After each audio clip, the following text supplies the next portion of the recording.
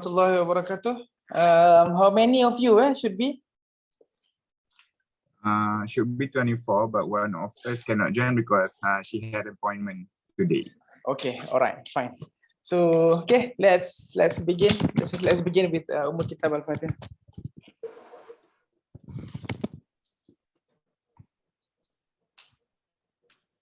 All right, proceed. Okay, so Bismillahirrahmanirrahim. Assalamualaikum and a very good morning. I bid to Dr. Syed and my fellow colleagues. Thank you, Doctor, for spending your time with us. So inshallah, this morning we will be presenting on the topic of Down syndrome. So next.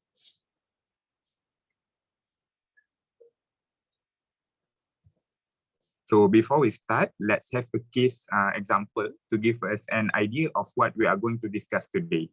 So Mrs. X, a 32-year-old woman, had an uneventful first pregnancy, where at 16 weeks of gestation, a triple screen blood test was done and it was normal, indicating a low risk of Down syndrome.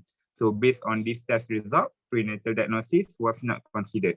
And then an ultrasound examination was performed at 18 weeks of gestation, revealed no abnormalities. However, Mrs. X's family history is significant for a 12-year-old cousin with Down syndrome. And then at birth, Mrs. X's infant was noted to have hypotonia, a heart murmur, and facial features suggestive of Down syndrome, where a doctor met with them to discuss the suspicion that the infant had Down syndrome. And then blood test was obtained for chromosomal studies, and 1 week later, it was found to have trisomy 21.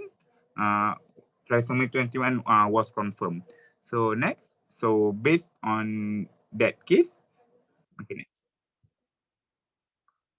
These are our outlines for seminar today. So we will start with a bit of introduction, the clinical manifestations, investigations, including the screening and also diagnosis, as well as management. So next. My name is Amir Hakim bin Amri, and I will be discussing on the introduction. So Down syndrome is the presence of extra chromosome 21, or else known as trisomy 21. And then it is the most common autosomal trisomy, and then the most common genetic cause of severe learning difficulties. So the incidence is about 1 to 650 live births.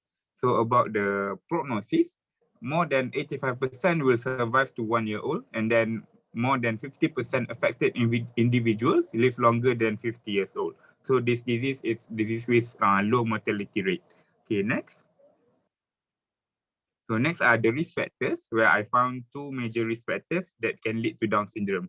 The first is increased maternal age, as we can see in the table beside, and the incidence increased with increasing maternal age, where the older the mother will be the higher incidence rate. And then the other risk factor is the family history of Down syndrome itself. Okay, next. Moving on to the modes of inheritance. So we have three types of modes of inheritance. The first one is non-disjunction, translocation, and another one is mosaicism after this. Okay, for non-disjunction, so the karyotype will be 47XY with extra chromosome 21. It usually occur from error during meiosis, where the paired chromosome 21 failed to separate. So one gamete will have 2 chromosome 21 and another gamete has none. So the fertilization of the gamete with 2 chromosome 21, so it can cause trisomy 21. So in this case, parental chromosome does not need to be examined. Okay, the incidence rise with increased maternal age, but not found to be related with paternal age, because only small percentage, only 5% occur in spermatogenesis or paternally derived. Okay, and then for risk of recurrence for Down syndrome, 1 in 200 if the parents is less than 35 years old, and then the risk increase 1 in 100 if the parents is more than 35 years old. Okay, the next modes of inheritance is translocation, accounting around 4%. It resulted from unbalanced Robertsonian translocation, where extra chromosome 21 is translocated into chromosome 14. So the child will have 46 chromosome, but has 3 copies of chromosome 21. In this case, usually we need to have the parental to check for chromosomal analysis because we want to know the carrier. Because the risk of recurrence of Down syndrome, it can be around 10 to 15% if mother is carrier, and then 2.5% if the father is the carrier. Okay, next. So these are the figures showing the modes of inheritance for non-disjunction and also the Robertsonian translocation before. Next. So another modes of inheritance is mosaicism. The least one, only accounting for 1% only. So it usually because of the non-disjunction during mitosis after fertilization. So we can have some cells will be normal, and then we can have some cells that are trisomy 21. So usually it will manifest as milder phenotype of Down syndrome. Okay, next, proceeding to clinical presentation by next presenter. Right. Bismillahirrahmanirrahim. Assalamualaikum warahmatullahi wabarakatuh, and good morning, everyone. My name is Farah Falihin, and now I'll be talking about how do Down syndrome baby or child look. Right. Okay. So I have provided 6 pictures of syndromic kids. So can I have Sister Shafika to answer me? Do you think all of the kids in these pictures have Down syndrome?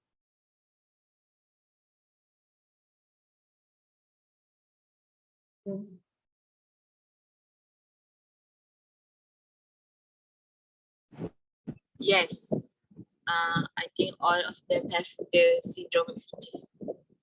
I mean, what about Down syndrome? Do all of them have Down syndrome?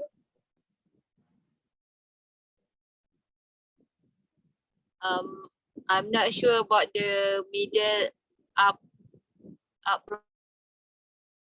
row one, but I think others have Down syndrome features. What about others? Do you agree with Shafika, or do you have any other opinion? Anyone?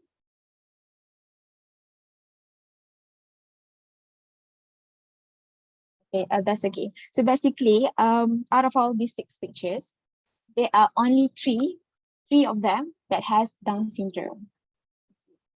So this is the problem with people around us. Whenever they look at a child that looks different from a normal one, they simply say, "Oh, this child have Down syndrome." But actually, Down syndrome have their own specific and universal features that that make us easily recognize them. Okay. So basically, my presentation today will be regarding the dysmorphic features, systemic features, and also intellectual disability in Down syndrome. Okay, so first we will have a look at the dysmorphic features of the newborn with Down syndrome. So it is easy to recognize them because most of them have the universal features of Down syndrome, which is flat facial profile, flat nasal bridge, up-slanting palpebral features, and hypertelorism. Okay, so up-slanting palpebral features can easily be seen by looking at the lateral part of the eye, which is going upward. Okay, and hypertelorism is the abnormally large distance between the eyes. Some of them might have low side ears as well, which described as the helix of the ears are at the level of below the both inner corner of the eyes. And they also have knuckle fold, which is a fold of skin at the back of the baby's neck. And this is actually what can be detected during the antenatal checkup. Simian crease is a single transverse palmar crease, which normal people can have, but more prominent in Down syndrome children. And they can also have clinodactyly, which is a curvature of a digit that most commonly in the 5th finger. Clinodactyly presented with when the distal part of the finger is abnormally bent or curved due to abnormal middle pharynx. They can also have hypotonia, hyperflexibility of joints, poor motor reflex, and also dysplasia of pelvis that can be assessed using Barlow or Tellini maneuvers. Okay. As they grow up, some features will improve and some will be more apparent. So beside the features that I said just now, the other universal features are brachycephaly or flattened back head and epicanthid folds at the medial aspect of the eyes. We can also see brush field spots, which is small and white spot arranged in ring in the eyes. Okay, they can also have protruding tongue, narrow palate, and abnormal teeth, and this become more apparent as they grow up. They will have short neck and also sandal gap, which is a space between the first and second tooth. So they can also have short stature that will be more obvious when they become older, and also mental retardation. So basically, this is the slide with a better view of the features that I have mentioned before. Okay, so let's proceed to systemic features. According to UpToDate, approximately 1/2 of individuals with Down syndrome have congenital heart disease, and the most common one is atrioventricular septal defect. So they can presented with tachycardia and murmur, and if it's not managed early, the patient might develop failure symptoms such as generalized swelling, shortness of breath, interrupted feeding, fatigue, and lastly lead to failure to drive. Okay. In severe cases, the patient might also develop pulmonary hypertension. According to some studies, Down syndrome children with cardiovascular disease can also have sleep apnea that is presented with restless sleep, snoring, gasping noises during sleep, apneic pauses, frequent waking at night, daytime sleepiness, and excessive napping. So this is a few features that can be asked to the parents with Down syndrome child. Okay. Children with Down syndrome are at increased risk for gastrointestinal tract anomalies as well. So the most common one is duodenal atresia or stenosis with annular pancreas. So they can come with vomiting, hematemesis, or upper abdominal swelling. Fishpond disease and celiac disease is generally not common. However, the prevalence is higher in children with Down syndrome. Endocrine disorder, such as type 1 diabetes mellitus and hypothyroidism, is not common as well, but hypothyroidism can occur as they become adults.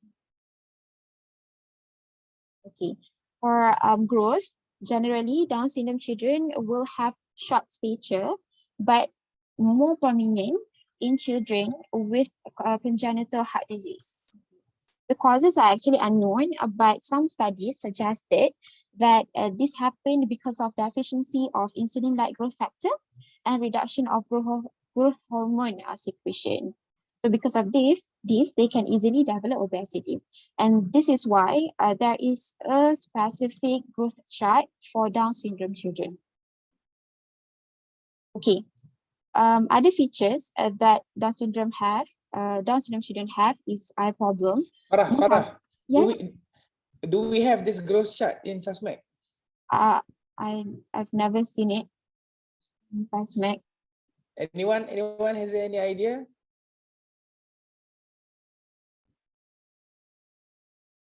Tak pernah tengok air pesakit dia, air pesakit. We have our system kan, air pesakit. So we actually have this growth chart in our online electronic record system. So in air pesakit, we do have this Down syndrome growth chart, but it is problematic. Problematic in the sense yang the system is not fully ready yet. We just put it in the system, I think for the past 6 months, tapi ada banyak problem lah. The moment you try to open this Down syndrome growth chart, the system will hang. Then you have to wait for like few minutes before the system starts to respond again. So that's a problem that I've been trying to fix with our IT department. So, but the chart is there. So what I'm trying to say is the chart is there. The only thing is whether you want to look for it or not. Okay, all right, fine. Yeah, right. Okay, another common problem with Down syndrome children is eye problem, and the most common one is refractive error, such as myopia, hyperopia, and astigmatism. And that is why we usually see children with Down syndrome wearing spectacles.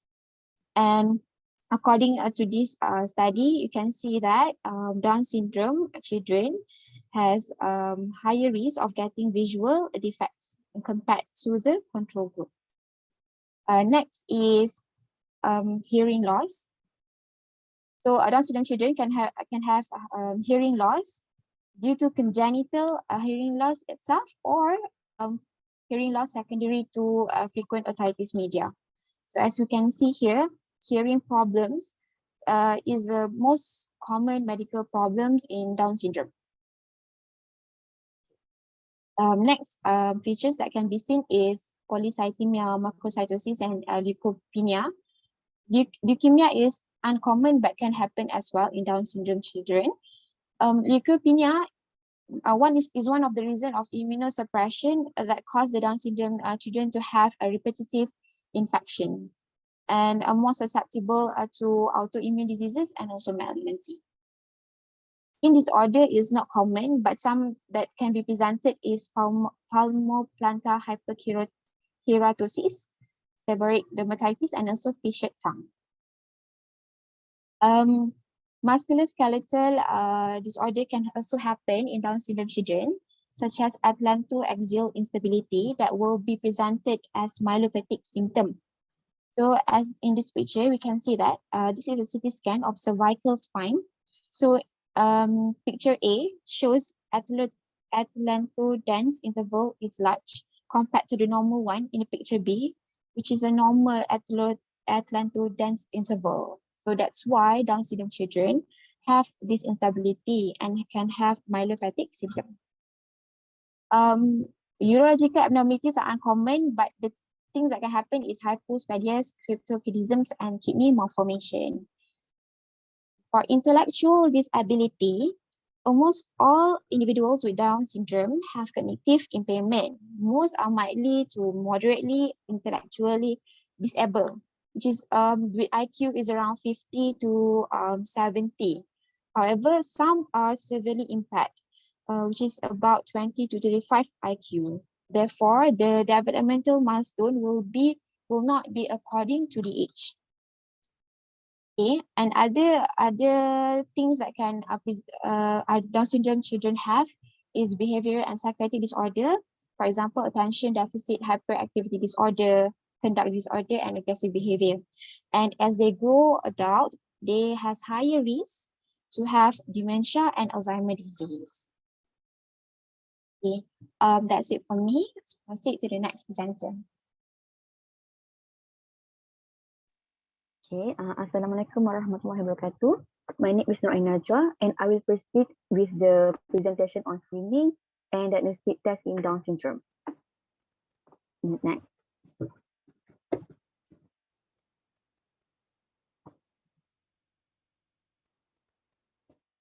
Okay, in general, Down syndrome can be assessed either during antenatal period or in newborn.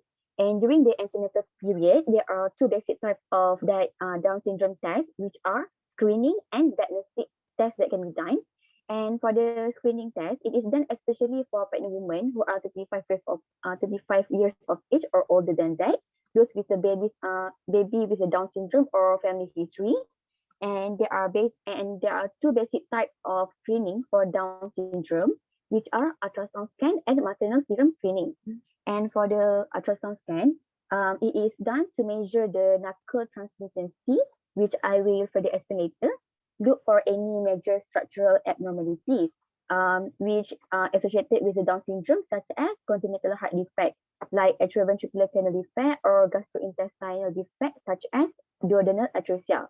And besides that, soft marker is the findings that can be found during anomaly scan, which are highly associated with the Down syndrome, for example, like absent nasal bone.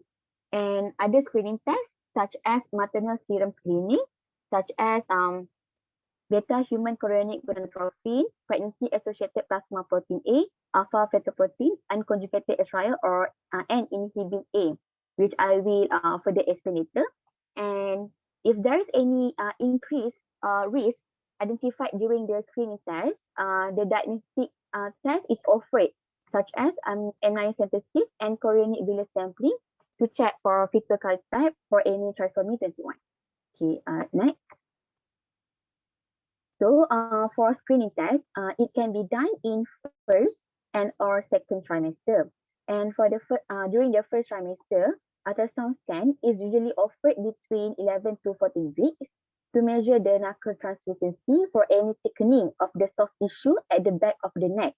Okay, if the knuckle pole thickness is more than 3 millimeter, there will be higher risk for fetal chromosomal anomalies, for example, like Down syndrome. Okay, besides that, combined screening test is also offered during the same period, between 11 to 14 weeks, which this test is a combination of knuckle translucency by ultrasound, as well as serum biochemistry, which are beta ECG, as well as pregnancy-associated plasma protein A.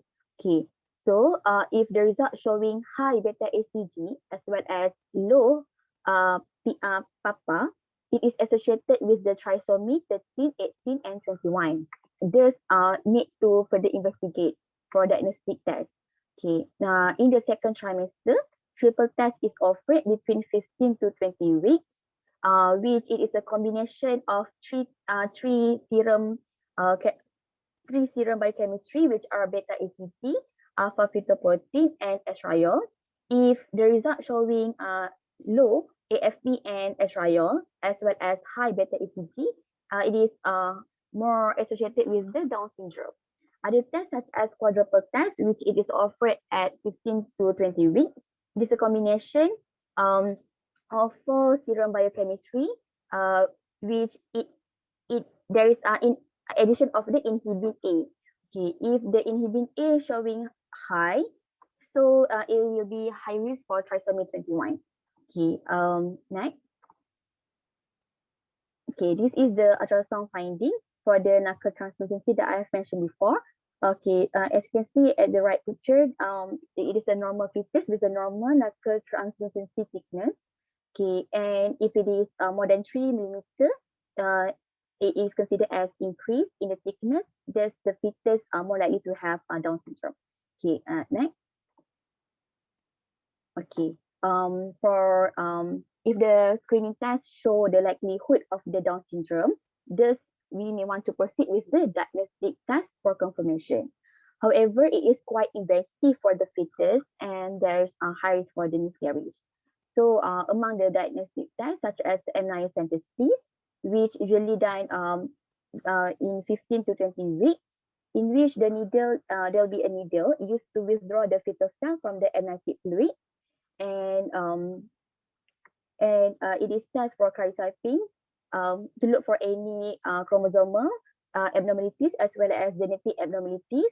For chromosomal abnormalities such as trisomy 21, for genetic, for example, we can further diagnose other disease like cystic fibrosis, and it can also be used for fluorescence in situ hybridization. Okay, besides that, for chorionic villus sampling, it is usually offered in 10 to 12 weeks period, in which for this test, there will be a small sample of the placenta tissue will be taken either through transcervical or transabdominal with the ultrasound guided. This test is also used to check for any chromosomal abnormalities, such as we want to see if there's any Down syndrome, Patau, or Edwards syndrome. Okay, next. Okay, so for the newborn, if the clinical finding showing features suggestive of the Down syndrome, such as flattened face and nose, absenting eyes, and others, like Farah has mentioned before, as well as if the baby have murmur or any abnormality in other systemic examination, diagnostic test for Down syndrome should be offered. And this can be done by blood sampling, which we want to test for karyotyping to see if there's any presence of extra chromosome, especially at the chromosome 21, as well as fluorescence in situ hybridization or FISH, which it is more advantage in terms of it will provide rapid diagnosis. Okay, next. Okay, I think that's all for screening and diagnostic test. Next. Thank you, Ain. Bismillahirrahmanirrahim. Assalamualaikum warahmatullahi wabarakatuh, and a very good morning. I bid to Dr. Syed and my friends. Inshallah, now we will proceed to the management of Down syndrome. But before that, let's watch a video on the reality of these Singaporean parents accepting the diagnosis of Down syndrome of the daughter.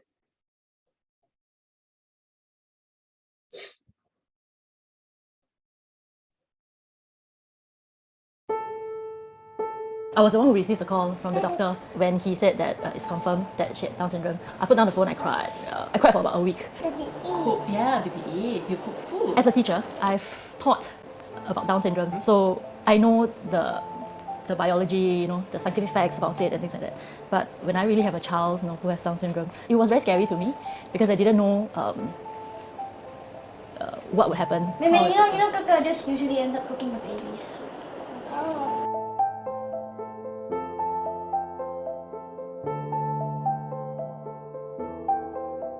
I think to be fair, we also had a certain perception in our mind about how a person with Down syndrome will behave. I will have friends telling me, oh, Kaylin can talk. Oh, you mean Kaylin can do this,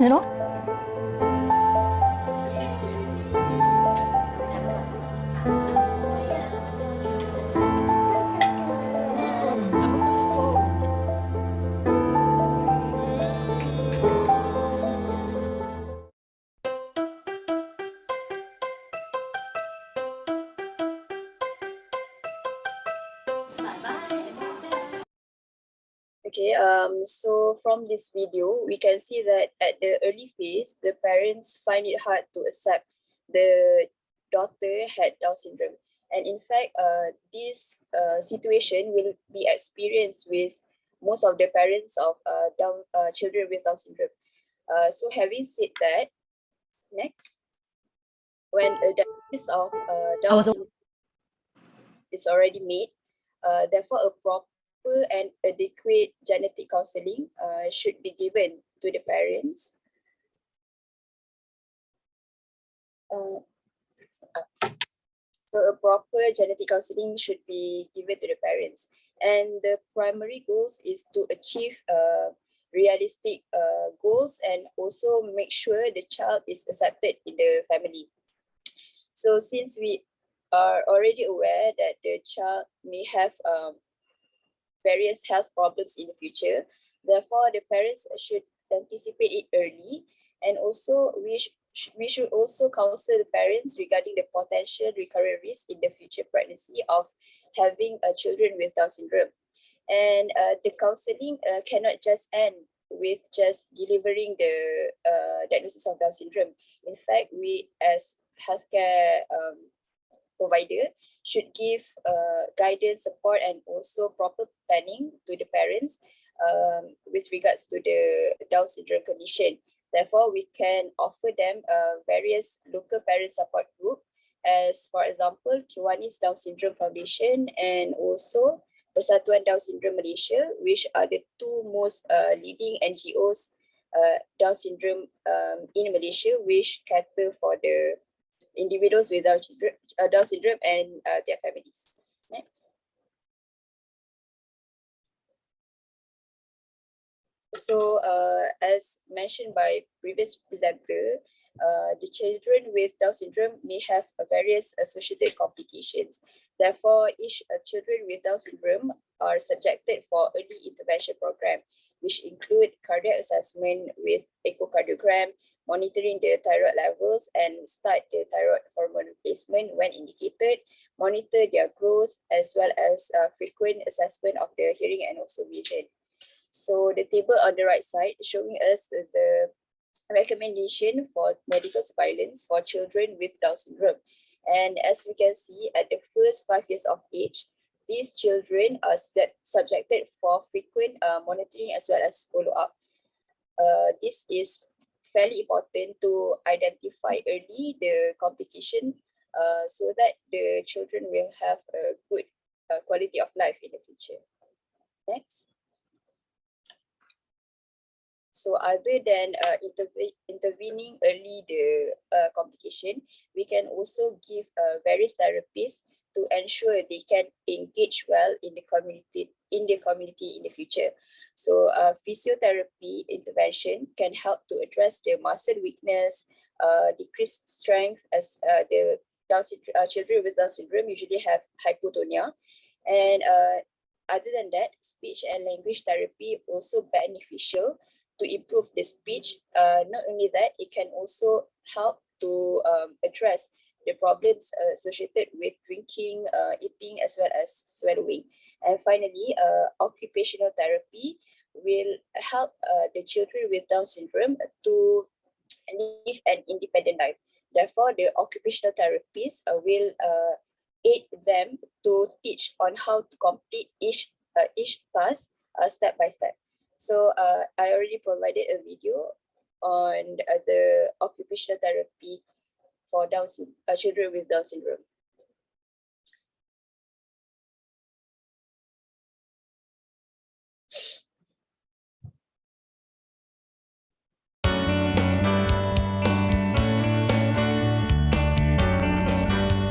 This patient has a diagnosis of Down syndrome. Down syndrome is a genetic disorder having some degree of developmental delays. These delays can range in severity from mild to moderate.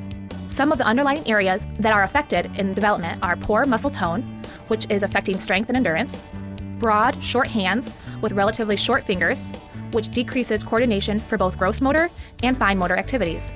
Also, these patients tend to have decreased sensory processing, which impacts successful participation in all environments. Individuals with the diagnosis of Down syndrome benefit from occupational therapy intervention to promote appropriate sensory, motor, and cognitive activities, with the overall goal to help these children develop motor skills, language skills, social skills, and self-help skills that encourage the highest level of function. The following patient is using an obstacle course in this treatment session to facilitate basic sequencing, direction following, gross motor coordination, and functional strength and endurance.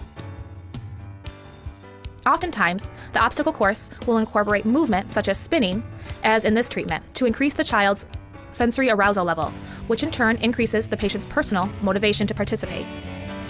Incorporating more learning type tasks, such as a puzzle or a writing skill, is one way to break up a difficult task with more fun activities, which increases the child's ability to learn new skills. Even though a child may need coaxing, you will notice personal patient satisfaction in the completion of difficult tasks. Using visual stimulating toys such as a spinner are great ways to enhance coordination and strength of thumb muscles. Using fun tongs to pick up small items addresses visual motor integration and hand strength. Functional strength and coordination of thumbs and hands are needed to facilitate participation in fine motor activities such as cutting, writing, dressing, and feeding oneself with a spoon and/or a fork. Use of a puzzle to facilitate visual perceptual skills, visual orientation, in-hand manipulation, and playing at midline are all skills required for coloring and writing tasks. This puzzle is a nice warm-up for visual attention to increase success for the next task.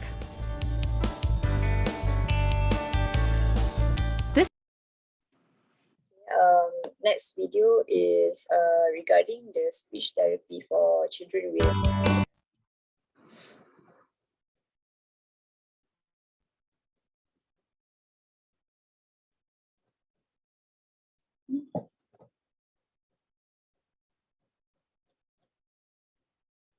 The groups that we do, it's achieving better communication. So we do oromotor exercises which help strengthen muscles and realign muscles that the children have difficulty with. But what we're really looking at is, for familiar words, is we look at how many syllables are in each word and what sound is at the beginning of those syllables. So say for your name, your syllables will be a h and a l, because it's hey, lee. So it's two claps, and they're the two sounds. They're the sounds that our children tend to miss out, which is the sounds at the beginning of the words.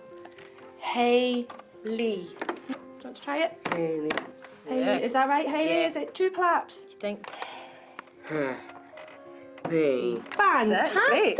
Good job. So a clap is new syllables. So we use clappy hands, and just because it's a visual thing and the kids like doing high fives on the table. And once they know that technique for familiar words, when we're looking at new vocabulary and longer words, so stuff like trampoline or gymnastics, exercises, our children have a tendency to miss out the middle syllable of the words. We're not 100% sure why. It could be that they've got poor breath control. It could be that they just didn't hear or can't remember what's happening within the word. We're glad you came along. Now listen while we sing our song. Say hello to everyone. Hello. What can we as a society do to give children with Down syndrome the support that they need to grow into young, confident adults? Do we need more groups like this? What are we still about? Next.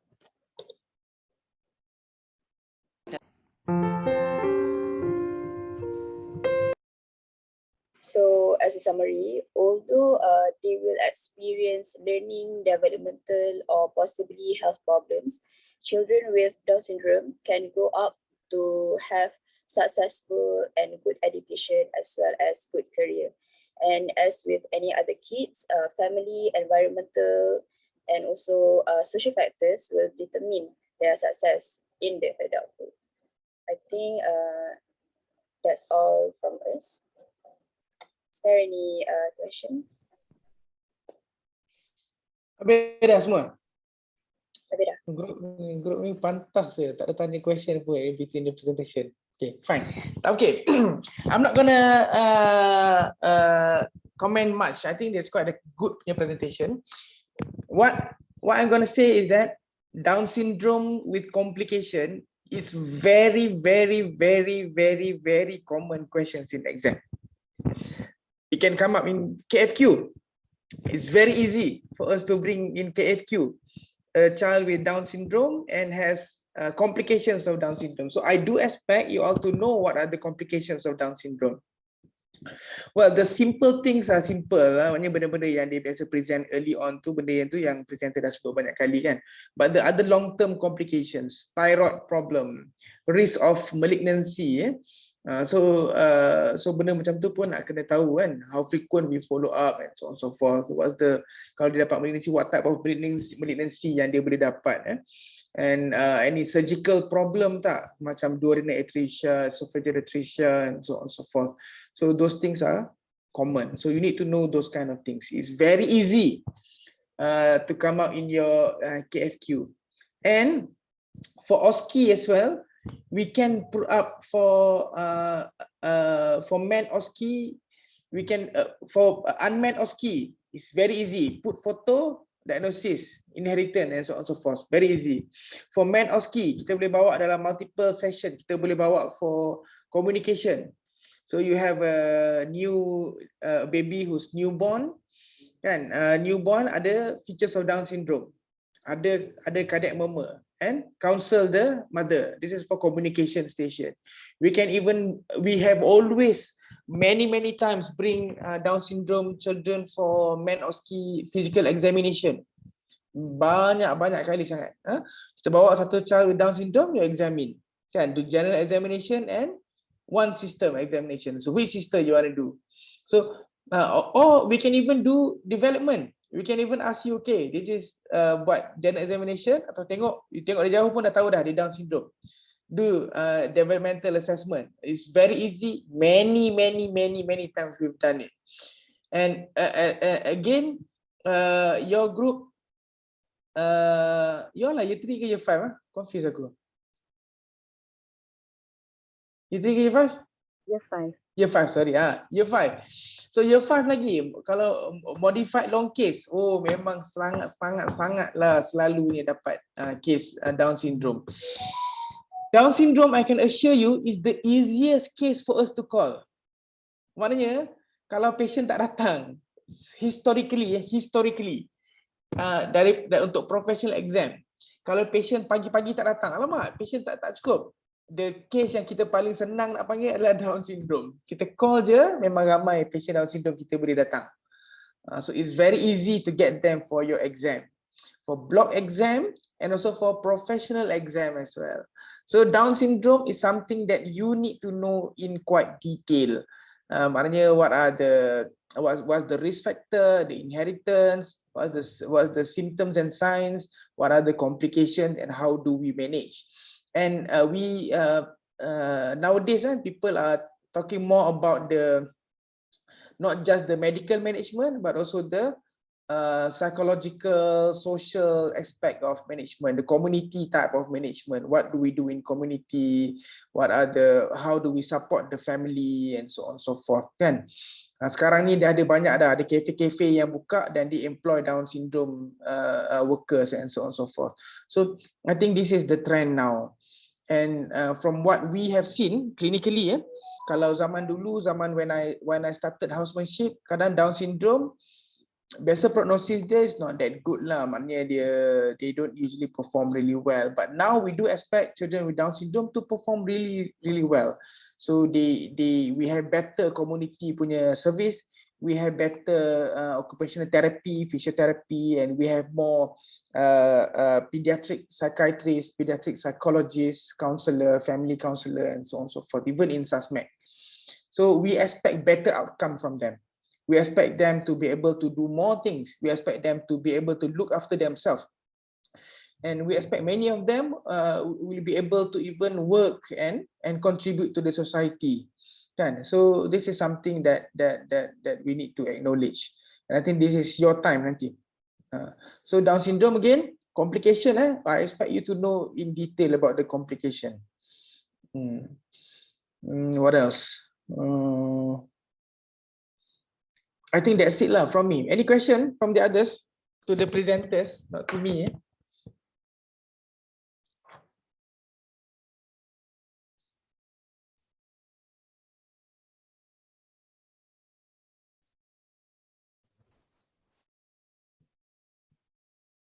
Doktor?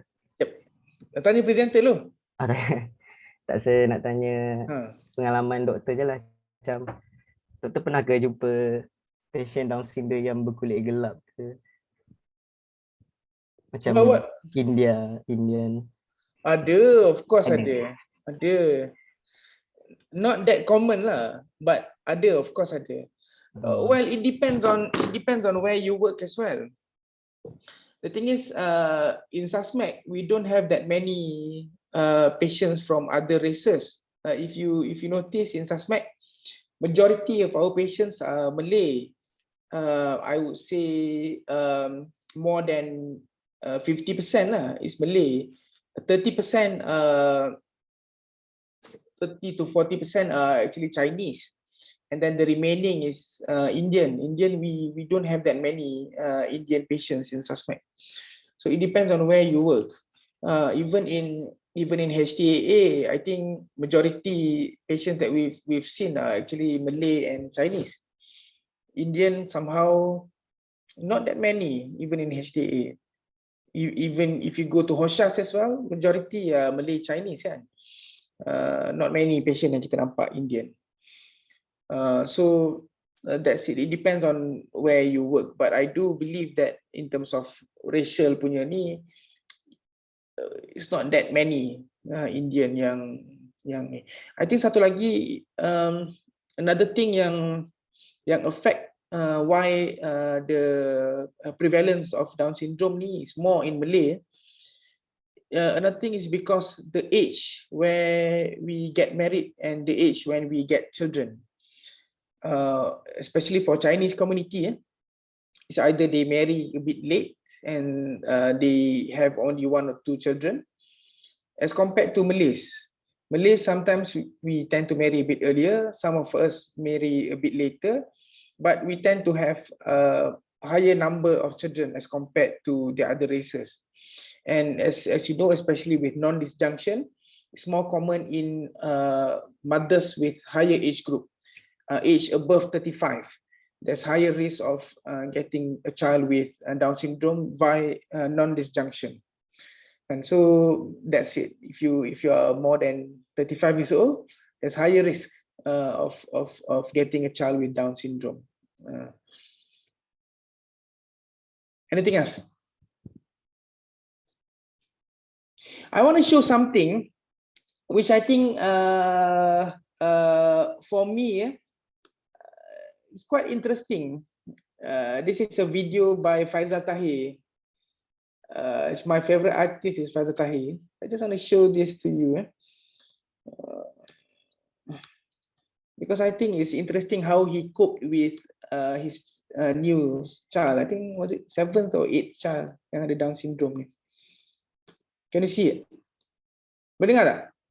Dua-dua ni untuk saya dan keluarga saya adalah kehadiran anak ke-7. Alhamdulillah. So anak ke-7 saya ni pertama sekali adalah anak perempuan. Alhamdulillah. So maknanya saya dah ada 3 lelaki, 4 perempuan. Dan nama yang kami pilih untuk anak ni adalah Maryam. Maryam Tahirah. Maryam tu sebab sempena mengambil nama daripada ibu Nabi Isa alaihi salam. Dan Tahirah tu adalah sempena dengan ayah saya Muhammad Tahir yang saya kehilangan ataupun telah kembali kepada pencipta. Inna lillahi wa inna ilaihi raji'un. Dan anak saya yang ke-7 ni sebenarnya cucu arwah ayah saya yang dia sangat-sangat tak sabar nak jumpa.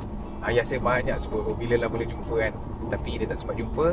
Maka itu perancangan Allah. Qadarullah wa ma syaa fa'al. Allah dah tentukan, so itulah yang terbaik untuk kita. Kadang-kadang kita tak tahu, selalunya kita tak tahu. So Maryam Tahirah binti Ahmad Faizal. Maryam ni adalah anak kami yang Allah beri keistimewaan, alhamdulillah, yang sangat-sangat special kepada saya. Di mana Maryam ni sewaktu dia dalam kandungan isteri saya, doktor dapat detect a few problems dan beberapa masalah komplikasi.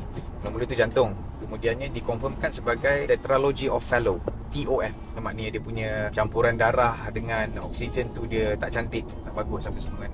Okay, so itu masalah pertama yang doktor dapat detect. Masa dia dapat tahulah memang nak kena operate lah jantung dia kan, Maryam ni masa lepas dia lahir. Kita orang dah kena prepare lah untuk tu, mentally, physically, semualah, financially.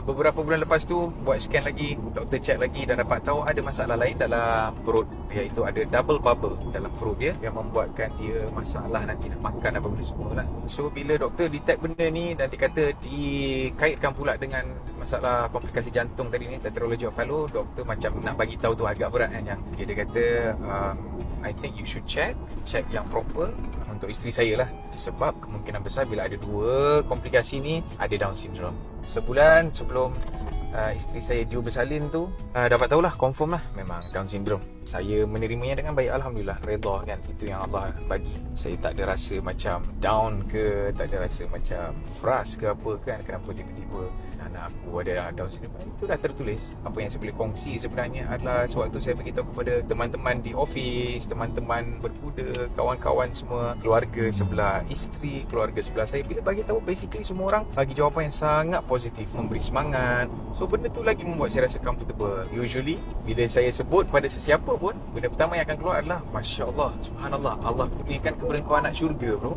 Subhanallah, masa tu hati saya dengar tu memang macam tersentuh, macam tak expect benda macam tu kan. Ni anak syurga ni bro. Waktu benda yang biasa diorang cakap, tak semua orang dapat, kita ni terpilih untuk diberikan anak yang special macam ni. So, alhamdulillah, benda tu sangat memberi semangat dan memberi kekuatan kepada saya dan isteri saya. Dan salah satu benda saya ingat masa doktor ada cakap dengan saya, anak saya ni saya tak boleh sama dengan treatment ataupun layanan sampai kepada anak-anak lain, memang kena extra attention, extra care. Doktor cakap, this baby really needs you. Masa doktor cakap macam tu kat saya, benda yang terdetik dekat saya punya hati, terdetik dekat fikiran saya tak sebut lah, saya tak beritahu kat doktor tu. Sebenarnya salah tu, bukan anak saya ni yang sangat perlukan saya yang sangat perlukan anak saya ni, untuk saya menjadi seorang manusia yang lebih baik, untuk saya menjadi seorang manusia yang lebih bersyukur, untuk saya boleh improve diri saya sebagai seorang hamba Allah apa semua. Benda itulah yang membuatkan saya rasa sangat-sangat bersyukur bila sedar yang Allah hantar benda macam ni sebenarnya dengan satu niat yang sangat baik kan? Sebab kita kena selalu bersangka baik dengan Allah kan. So alhamdulillah, apa yang saya boleh share sebenarnya daripada pengalaman saya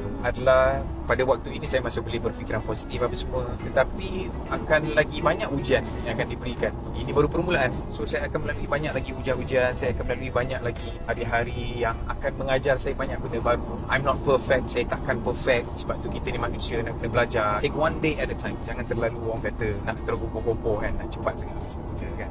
Selagi saya ni masih hidup, selagi Allah provide kepada saya rezeki, selagi Allah bangunkan saya setiap pagi, selagi itulah saya tak boleh give up, selagi itulah saya kena improve diri saya dan sedar yang saya punya tanggungjawab, tugas di dunia saya ni belum selesai.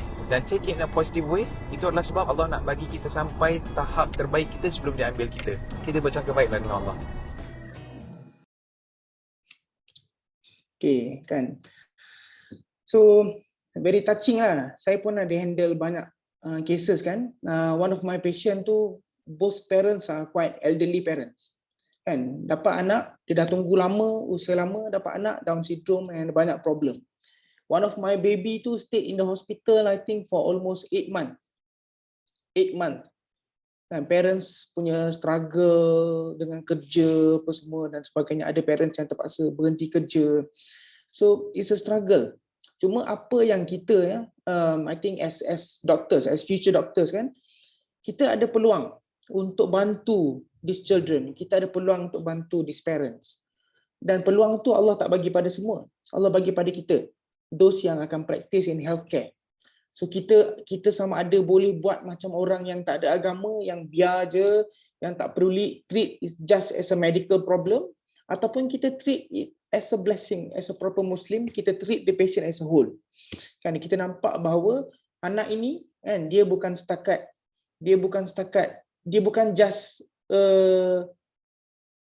just a chance, dia bukan just an anomaly, tapi dia adalah anugerah Allah kepada ibu bapa tu, kepada kita as healthcare provider. Adakah kita mampu bagi yang terbaik, yang selayaknya, ataupun kita pun jenis tak peduli, biar Down syndrome discharge, Down syndrome refer pada orang lain, Down syndrome nasib dia lah nak jadi apa, dia tak contribute kepada ummah dan negara. So I think if you understand the problem, if you understand what we can actually do, actually banyak benda yang kita boleh buat. Dan peluang bagi kita semua as healthcare provider ni, peluang untuk dapat ajr, dapat ganjaran daripada benda ni sebenarnya sangat-sangat besar lah.